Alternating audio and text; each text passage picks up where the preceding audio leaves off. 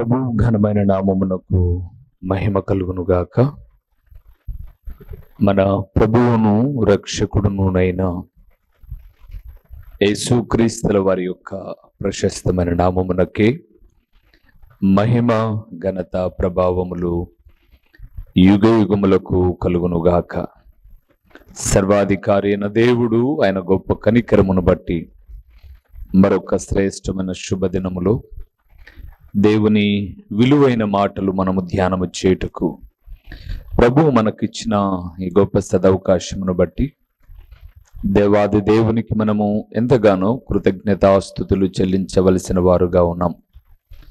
అదే సమయంలో ప్రతిదినము దేవుని వాక్యము చేత ఆత్మీయముగా బలపరచబడుతూ దేవుని యొక్క రాకడకు చేరువవుతున్న దేవుని ప్రియబిడ్డలైన మీ అందరికీ కూడా ప్రభువైన యేసుక్రీస్తు ప్రశస్తమైన నామములో శుభవందనములు తెలియచేయచ్చు ఉన్నాను. ప్రియులారా, బాగున్నారు కదండి అందరూ? మీ అందరి యోగ ఆత్మీయ క్షేమము నిమిత్తమై మానక మేము ప్రార్థిస్తూ ఉన్నాము అని చెప్పడంలో ఏ విధమైన అబద్ధము లేదు. ప్రతి ఒక్కరి కొరకు ప్రార్థిస్తూ దేవుని రాకడలో ఎత్తబడే గుంపులో మీరు నేను మనము ఉండాలని ప్రభు సన్నిధానంలో ఎదురు చూస్తూ ఉన్నాం. ఈ దినము రేపు మనము ధ్యానం చేయబోతున్న ఒక అమూల్యమైన అంశ భాగము ఏమిటి అనగా, దేవుడు కాపరి అయిన సంఘములో ఎలాంటి గొర్రెలుగా మనముండాలి. దేవుడు కాపరి అయిన సంఘములో ఎలాంటి గొర్రెలుగా మనము ఉండాలి. దీని గురించి పెద్ద చర్చ వివాదం జరిగింది ఆ దినాల్లో. క్రైస్తవులను గొర్రెలరా మీరు అని విమర్శిస్తున్న మతోన్మాదుల యొక్క చర్యలను మనం విన్నాం. నేను ఆ విమర్శలకు కౌంటర్ ఇవ్వడం లేదు, కానీ దేవుని వాక్యాన్ని మాత్రం చెప్పదలుచుకున్నాను. ఎందుకంటే దేవుని వాక్యం చెప్పింది మనలను ఆయన పోల్చిన విధానములో గొర్రెలు అనగా ఒక సాధు జంతువు, మేకలుగా పోల్చల. మత్తయి సువార్త 25వ అధ్యాయములో కుడివైపున గొర్రెలుగా, ఎడమ వైపున మేకలుగా ఉన్న వ్యక్తులుగా ఉన్నట్లుగా మనం చూస్తాం. మేక యొక్క గుణము వేరు, గొర్రె యొక్క స్వభావము వేరు. దేవుడు మనలను గొర్రెలుగా పోల్చాడు అనంటే దీనులము అని, తగ్గింపు కలిగిన వారము అని, తొందరగా మోసపోయే ప్రమాదం ఉంది అని. ఎలాగంటే, ఒకరోజు ఒక దారి గుండా గొర్రెలు వెళ్తూ ఉన్నప్పుడు అక్కడ ఒక తంతె కట్టారు. మొదటగా వెళ్తున్న గొర్రె ఆ తంతెను ఎగిరింది, దాటుకోవడానికి అలాగ జంప్ చేసింది. అప్పుడు వెనకొస్తున్న గొర్రెలన్నీ కూడా జంప్ చేయడం ప్రారంభించాయి, అంటే అక్కడ తాడు ఉంది అని. కానీ కొద్దిసేపటి తర్వాత ఆ తాడు కట్టిన వ్యక్తి తాడును తీసేశారు, ఆ తీగను తీసేశారు. అయినా ఈ గొర్రెలు ఎగురుతూనే ఉన్నాయి. అది ఎగిరింది, నేను ఎగరాలంతే, అక్కడ తాడు ఉందా లేదా నాకు సంబంధంలా. చాలా చాలా అమాయకత్వం అని చెప్పచ్చు. ఈరోజు లోకంలో త్వరగా మోసపోయేవాడు మనిషే. ముఖ్యంగా దేవుని పిల్లల గురించి చాలా సంగతులు, కొన్ని మూల వాక్యములు చెప్పి గొర్రెలు కాపరి ఆయన పోలిక మాత్రమే అది. ఎందుకు అలాగ పోల్చుకున్నాడో ఒకసారి చూద్దాం. 100వ కీర్తన, పరిశుద్ధ బైబిల్ గ్రంథము నుంచి, కీర్తనల గ్రంథము 100వ కీర్తన 3వ వచనాన్ని ఒకసారి మనం చదవగలిగినట్లయితే, అలనాడు సృష్టికర్త అయిన దేవుడు ఒక స్తుతర్పణ కీర్తనగా ఈ మాట మాట్లాడుతున్నాడు. చూద్దాము. 100వ కీర్తన 3వ వచనం. యెహోవాయే దేవుడని తెలుసుకొనుడి. ఆయనే మనలను పుట్టించెను. మనము ఆయన వారము. మనము ఆయన ప్రజలము. ఆయన మేపు గొర్రెలము. అక్కడ అన్నాడు చూసారా, ఆయనే మనలను పుట్టించెను. ఒకటి చిన్న అంకె పెట్టి క్రింద మనలను మనము సృజించుకోవాలా. మనకు ఒక సృష్టికర్త అయిన దేవుడున్నాడు, ఆయన మనలను సృజించాడు. అది మర్చిపోకూడదు. ఆయన మనలను సృజించాడు అని అంటూ మనము ఆయన ప్రజలము, ఆయన మేపు గొర్రెలము అన్నాడు. ప్రభునందు ప్రియులారా, గొర్రెలు అనే పదము మీకు వినడానికి కొంచెం ఇబ్బందికరంగా ఉన్నా ఆయన ఉద్దేశములోని లేదా ఆంతర్యములో ఉన్నటువంటి ఒక ఉన్నతమైన మన ఎడల ఆలోచన ఏంటి అని యెహెజ్కేలు గ్రంథానికి మనం వెళ్తే 34వ అధ్యాయములో చక్కటి వివరణ అండి. యెహెజ్కేలు గ్రంథము 34వ అధ్యాయము 31వ వచనాన్ని అద్భుతకరమైన మాట చూద్దాము. 31. నా గొర్రెలను నేను మేపుచున్న గొర్రెలనగు మీరు మనుష్యులు, నేను మీ దేవుడను. ఇదే ప్రభువైన యెహోవా వాక్కు. నేను మేపుచున్న గొర్రెలకు మీరు మనుషులు. గొర్రెలు అలాగా వారిని తృణీకరించాల ప్రభు. ఆ పోలిక అంతే. బైబిల్ గ్రంథంలో ఈ గొర్రెలు, మేపు, కాపరి ఇవి ఎక్కువగా 2 చోట్ల ఉంటాయి. ఒకటి యోహాను సువార్త 10వ అధ్యాయంలో, 2 యెహెజ్కేలు గ్రంథం 34వ అధ్యాయంలో. కానీ ఇక్కడ వివరణ ఇచ్చాడు 34, 31లో, నా గొర్రెలను నేను మేపుచున్న గొర్రెలనగు మీరు మనుషులు, నేను మీ దేవుడను. అయితే ఇప్పుడు మనం ఏ విషయాలు ధ్యానం చేస్తున్నాము అంటే, ఎలాంటి గొర్రెలుగా మనము ఉండాలి, రేపటి దినాన ప్రభు చిత్తానుసారంగా ఎలాంటి గొర్రెలుగా మనము ఉండకూడదు, ఈ విషయాలు ధ్యానం చేయబోతున్నాం. ఇప్పుడు గొర్రెలనగు మీరు మనుషులు అన్నాడు యెహెజ్కేలు గ్రంథం 34, 31లో. నేను మీ దేవుడను అన్నాడు. ఇప్పుడు మనము ఆ దేవాది దేవుని యొక్క ప్రియబిడలముగా, మనుషులముగా పోల్చిన పోలిక దీనత్వాన్ని బట్టి, తగ్గింపును బట్టి అని గ్రహిస్తే ఎలాంటి గొర్రెలుగా మనం ఉండాలో కొన్ని విషయాలు చూద్దాం. యోహాను సువార్తకు వెళ్దాం. యోహాను సువార్తల నుంచి చాలా విషయాలు మీతో మాట్లాడతాను. 10వ అధ్యాయానికి వద్దాం. యోహాను సువార్త 10వ అధ్యాయము 3వ వచనాన్ని మొదటి మాటగా చూద్దాం. 13వ వచనం. అతనికి ద్వారపాలకుడు తలుపు తీయును, గొర్రెలు అతని స్వరము వినును. అతడు తన సొంత గొర్రెలను పేరు పెట్టి పిలిచి వాటిని వెలుపలికి నడిపించును. చాలు. మొట్టమొదటిది ప్రియులారా, దేవుడు కాపరిగా ఉన్నటువంటి సంఘములోని గొర్రెలు దేవుని స్వరము విను గొర్రెలుగా ఉండాలి. ఈ లోకంలో ప్రతి ఒక్కరికి, క్రైస్తవ లోకంలో ఉన్న ప్రతి క్రైస్తవుడికి 23వ కీర్తన చాలా పరిచయమైనది. యెహోవా నా కాపరి, నాకు ఏమి కలుగదు కాదు, నాకు లేమి కలుగదు, కొరత ఉండదు, ఆయన నా కాపరి అయితే అని అన్నాడు. ఇప్పుడు ఆయన సంఘములోని ఆయన గొర్రెలుగా పిలువబడుతున్న మనుషులమైన మనము కాపరి అయిన దేవుని ఎడల ఎలాగో ఉండాలి అని అంటే, అక్కడ 3వ వచనం యోహాను సువార్త 10వ అధ్యాయంలో అన్నాడు, గొర్రెలు అతని స్వరము వినును. ప్రభునందు ప్రియమైనటువంటి వారలారా, మనుష్యులుగా ఉన్న మనము గొర్రెలుగా ప్రభువు పోల్చినప్పటికీ మనము దేవుని స్వరమును వినువారమై ఉండాలి. దేవుని స్వరమును వినువారమై ఉండాలి. మీకు ఒక చిన్న ఉదాహరణ చెప్తాను. నేను పుట్టి పెరిగిన ప్రాంతం అంతా పల్లె. మా తల్లిదండ్రులు వ్యవసాయ కూలీలు, వ్యవసాయదారులు కాదండి, వ్యవసాయ కూలీలు. అప్పట్లో మాకు ఆవులు ఉన్నాయి, కొన్ని మేకలు, గొర్రెలు ఇవన్నీ ఉన్నాయి. ఇది ఎప్పుడో క్రీస్తు పూర్వం నాటి మాట ఏం కాదు, కానీ ఒక విధంగా 1995 ఆ కాలము నాటి మాటలు. ఇప్పుడు ఆ గొర్రెలకు మా అన్న ఎక్కువగా వెళ్ళేవాడు, ఆ మేకలకు, ఆ ఆవులకు.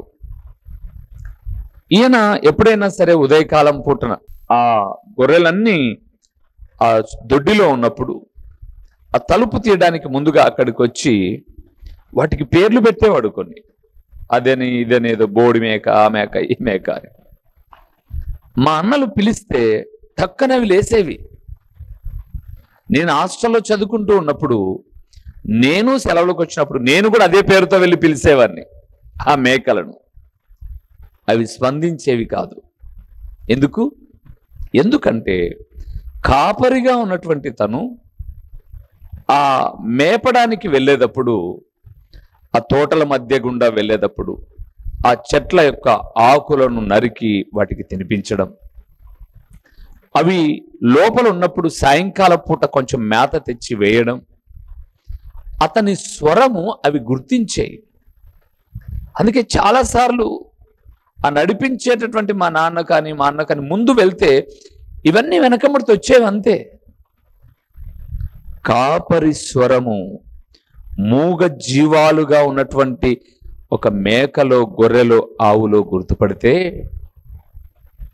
రక్షించబడిన విశ్వాసులమైన మనం ఏది దేవుని స్వరమో అనగా దేవుని వాక్యమో గుర్తించడం లేదండి. ఈరోజు గొర్రెల మంద పోయినట్టు అక్కడ జ్యూస్ ఇస్తున్నారు, రోగాలు బాగైతాయంటే వెళ్ళిపోతున్నారు. అక్కడ అట్టిపండు ఇచ్చేసి పిల్లలు పుడతారని వెళ్ళిపోతున్నారు. ఇక్కడికి వెళ్ళిన తర్వాత ద్రాక్షారసం, అక్కడికి వెళ్ళిన తర్వాత అంజూరపు కాయలు, అక్కడికి వెళ్ళిన తర్వాత ఇది వెళ్ళిపోతున్నారండి. అక్కడ వాక్యము ఉందా, దేవుని స్వరం ఉందా లేదా ఏం ఆలోచించట్లేదు. లోకములో కొంతమంది చేస్తున్న మోసాలు ఈరోజు చాలా మంది దేవుని పేరు పెట్టుకొని చెబుతుంటే స్వరమును గుర్తించడం లేదు. స్వరమును గుర్తించడం లేదు. దేవుడు మాట్లాడుతున్నాడు, నా గొర్రెలు నా స్వరమును గుర్తుపడతాయి. దేవుని సంఘములో ఉన్న దేవుని ప్రియబిడ్డలారా, కాపరి స్వరం ఏదో యూట్యూబ్ వచ్చిన తర్వాత, ఫేస్బుక్, ట్విట్టర్, ఇన్స్టాగ్రామ్ ఇవన్నీ వచ్చిన తర్వాత అనేకమైన సందేశాలు వస్తూ ఉన్నాయి. ఏది వాక్యానుసారమైనదో, ఏది వాక్యానికి అనుగుణమైనదో, ఏది ప్రభు యొక్క స్వరమో గుర్తించలేకపోతే ఎలాగండి? అందుకే దేవుడు కాపరి అయిన సంఘములో ఉన్న మనుషులు గొర్రెలుగా పోల్చిన దేవుడు దేవుని స్వరాన్ని గుర్తుపడతాయి, వింటాయి. రెండవది ఏం చేస్తాయి చూద్దాము. యోహాను సువార్త 10వ అధ్యాయము 4వ వచనాన్ని మనం చూద్దాం. యోహాను సువార్త 10వ అధ్యాయము 4వ వచనాన్ని మనం చూద్దాం. మరియు అతడు తన సొంత గొర్రెలన్నింటినీ వెలుపలికి నడిపించినప్పుడల్లా వాటికి ముందుగా నడుచును. గొర్రెలు అతని స్వరమెరుగును గనుక అవి అతనిని వెంబడించును. చాలు. రెండవది, కాపరి అయిన సంఘము, దేవుడు కాపరి అయిన సంఘములో ఉన్నటువంటి గొర్రెలుగా పిలువబడుతున్నటువంటి మనము దేవుని స్వరాన్ని గుర్తుపట్టాలి, దేవునిని వెంబడించాలి. ఇదివరకే చెప్పాను.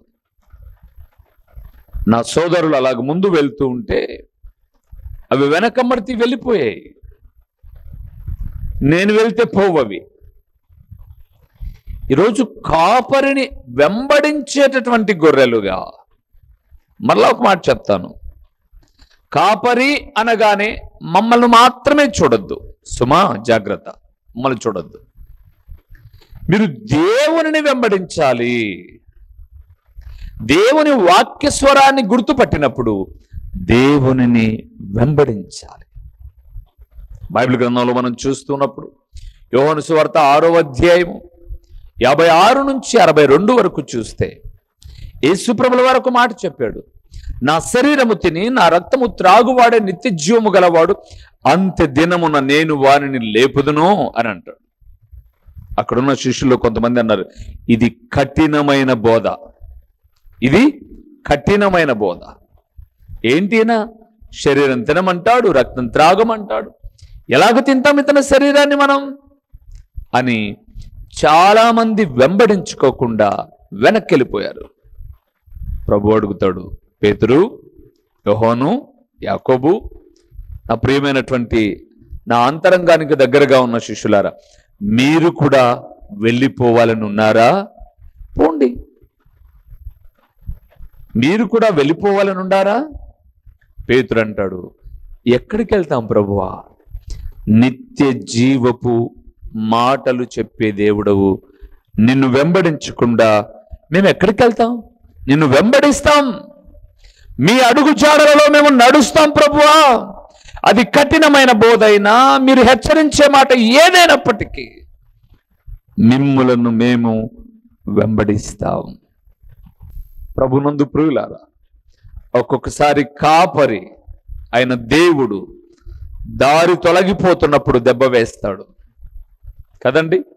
ఎంత గొర్రెలను శాలలో పెట్టి ఆహారం వేసి సమృద్ధిగా వాటిని మేపుతున్నా, కొన్నిసార్లు దారింబడితే వస్తున్నవి దారి తప్పి వేరే వారి పొలములోనికి వెళ్తే విసురుతాడు, కర్ర కొడతాడు. ఈరోజు నాలాంటి సేవకుడు దారి తొలగిపోతున్న విశ్వాసులను కొట్టకపోయినా దేవుని మాట చేత హెచ్చరిస్తూ ఉన్నప్పుడు వెంబడించడంలా ఇది కఠినమైన బోధ అని వెళ్ళిపోతున్నారు. ఎంత దౌర్భాగ్యం! దేవుడు కాపరి అయిన సంఘములో దేవుని స్వరాన్ని వినాలి, దేవుని వెంబడించాలి. మూడవది ఏం చేయాలో చూద్దాము. అక్కడ యోహాను సువార్త 10వ అధ్యాయము 15-16 వచనాల్లో ఉన్న దేవుని వాక్యాన్ని మనం చూద్దాం. 15-16 వచనాల్లో ఉన్నాయి. తండ్రి నన్ను ఎలాగున ఎరుగునో, నేను తండ్రిని ఎలాగు ఎరుగుదునో అలాగే నేను నా గొర్రెలను ఎరుగుదును, నా గొర్రెలు నన్ను ఎరుగును, మరియు గొర్రెల కొరకు నా ప్రాణమును పెట్టుచున్నాను. చాలు ప్రియులారా, చాలు 16 కూడా ఉన్నాయి, తర్వాత మీరు చదవండి. అక్కడ దేవుని స్వరమును వినే గొర్రెలు, దేవుని వెంబడించే గొర్రెలు దేవుని స్వరమును కూడా గుర్తుపట్టాలి. అపోస్తలుడైన పౌలు కొరింథీయులకు రాసిన పత్రికలో అన్నాడు, సాతానుడు వెలుగుదూత వేషం వేసుకొని వచ్చాడట. దూతే కానీ వెలుగుదూత వేషం. వాడి అంతరంగం అంతా పాపముతో ఉంది. ఈరోజు చాలా మంది అంతరంగములో వాక్యము లేకోకుండా, సాక్ష్యము లేకోకుండా దేవుని సేవ అని చెప్పేసి వచ్చేస్తున్నారు. చాలా మందిని ఎరుగుదుము ప్రియులారా. మా సేవా జీవితంలో మేము చూస్తూ వచ్చిన విషయం ఏంటంటే, అలాగ ఒక వెలుగు వెలిగినట్టుగా ఎవరినో పోలి కోటు తీసుకొని కొట్టిన వాళ్ళు, ముఖం మీద నీళ్లు చల్లిన వాళ్ళు, నూనెను అమ్మిన వాళ్ళు, రకరకాలైన గారడీలు చేసిన వాళ్ళందరూ కనుమరుగైపోయారు. జనాలు వెళ్ళలేదు వాళ్ళ దగ్గరికి, కుప్పలు తెప్పలుగా వెళ్ళిపోయారు. అందుకే అక్కడ 15వ వచనంలో అన్నాడు, తండ్రి నన్ను ఎలాగున ఎరుగుదునో నేను తండ్రిని ఎలాగు ఎరుగుదునో అలాగే నేను నా గొర్రెలను ఎరుగుదును, నా గొర్రెలు నన్ను ఎరుగును. గుర్తుపట్టాలి, దేవుడిని గుర్తుపట్టాలి,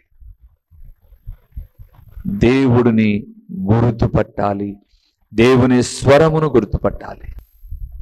ప్రభునందు నాకు ప్రియమైన వారలారా, దేవుని ప్రియబిడలుగా పిలువబడుతున్న మనము మన ఆత్మీయ జీవితములో దేవుడే కాపరి అయిన సంఘములో ఆయన స్వరాన్ని వినే గొర్రెలుగా, వెంబడించు గొర్రెలుగా, ఆయనను గుర్తుపట్టే గొర్రెలుగా ఉండాలి.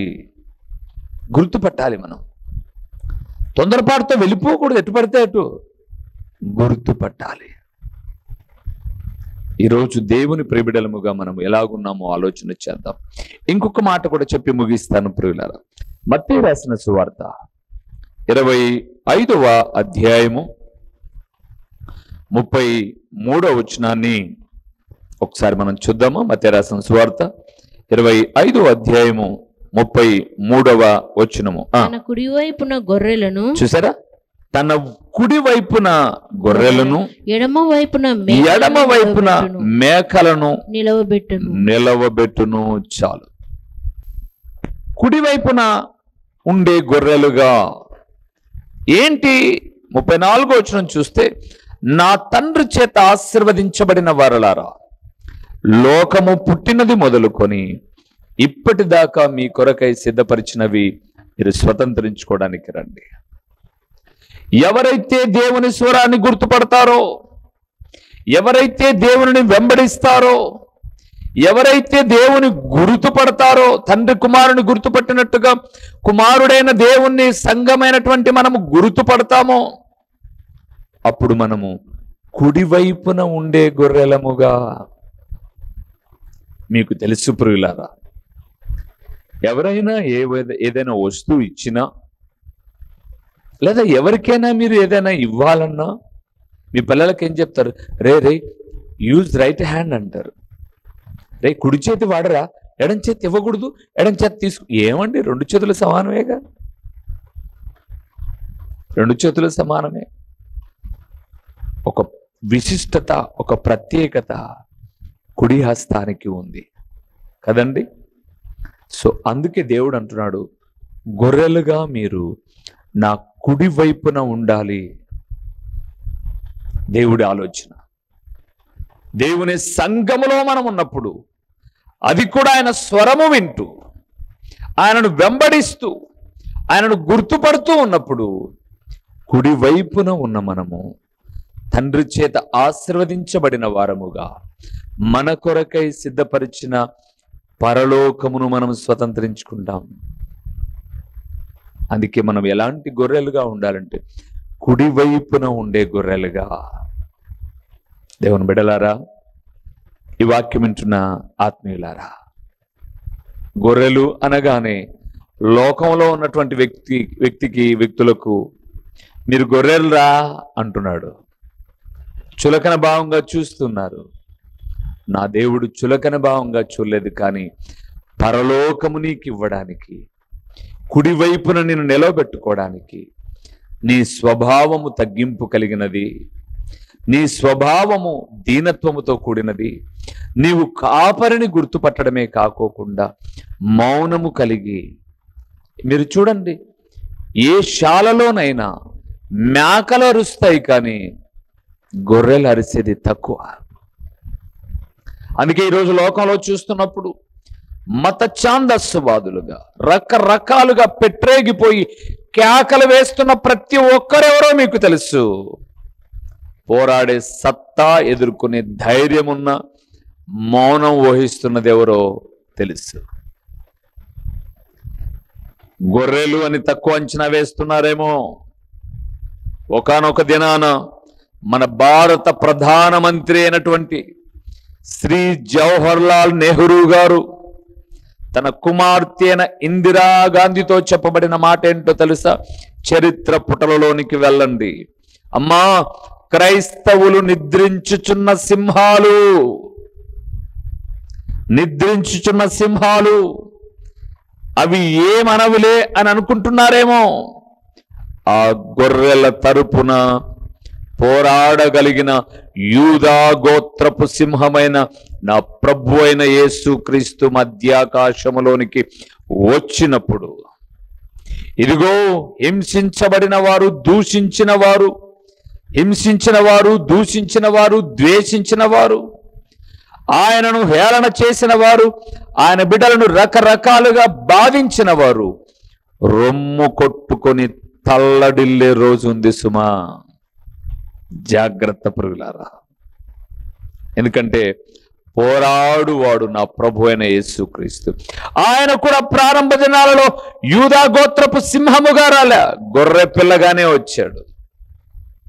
అందుకే చనిపోయిన వారిని లేపిన ప్రభువు, కుంటి వాళ్లకు నడకనిచ్చిన వాడు, గుడ్డి వాళ్లకు చూపునిచ్చిన వాడు, చెవిటి వారికి వినికిడినిచ్చిన వాడు, మూగ వారికి మాటనిచ్చిన వాడు, లోకములో అద్భుత ఆశ్చర్యమైన కార్యములు చేయగలిగిన దేవుడు, చేసిన దేవుడు శిలవమాను మీదకి ఎక్కించినప్పుడు, వీడు ఇతరులను రక్షిస్తాడు, వీడిని రక్షించుకోలేడు అన్నప్పుడు మౌనం దాల్చాడు ఆయన. ఆయన గెత్సెమనే తోటలో ఉన్నప్పుడు ఆయనను పట్టుకోవడానికి శిష్యుల దగ్గరికి, అక్కడ 2-3 శిష్యులే ఉన్నారు, అక్కడికి సైన్య సమూహం వచ్చినప్పుడు పేతురు వరలో ఉన్న కత్తి తీసి చెవి నరకబోతే మరలా చెవి తగిలించి, పేతురు, నేను నా తండ్రిని వేడుకుంటే 12,000 వ్యూహ సైన్యం వస్తుంది, నేను నా తండ్రిని అడిగితే చాలు.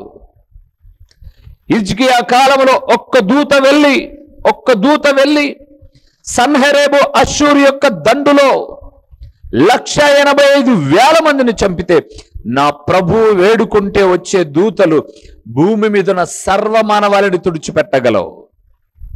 కానీ ఇది సమయం కాదు. ఇప్పుడు నేను గొర్రెపిల్లగానే వచ్చాను, మరలా రాకడలో రాబోతున్నాను, యూదా గోత్రపు సింహముగా. అప్పుడు లోకములో ఉన్న వారి పని పడతాను. దేవుని బిడలారా, గొర్రెలైన మనం ఆయన స్వరం వినే వ్యక్తులముగా, వెంబడించే వ్యక్తులముగా, గుర్తుపట్టే వ్యక్తులముగా, కుడివైపున ఉండే వ్యక్తులుగా ఉంటే ప్రభువు ఆనందిస్తాడు. సంఘము కొరకు ప్రాణం పెట్టిన దేవుడు సంతోషిస్తాడు. ఇక సంఘములో ఉన్న మనము ఎలాంటి గొర్రెలుగా ఉండకూడదో తర్వాత సందేశాన్ని చూద్దాం. తలలు వంచండి, కళ్ళు మూసి ప్రార్థన చేద్దాం. నీతి స్వరూపుడవైన మా ప్రియమైన పరలోకపు తండ్రి, మహాగణుడా, మహోన్నతుడా, సర్వకృపానిధికు దేవా, మీకు స్తోత్రములు తండ్రి.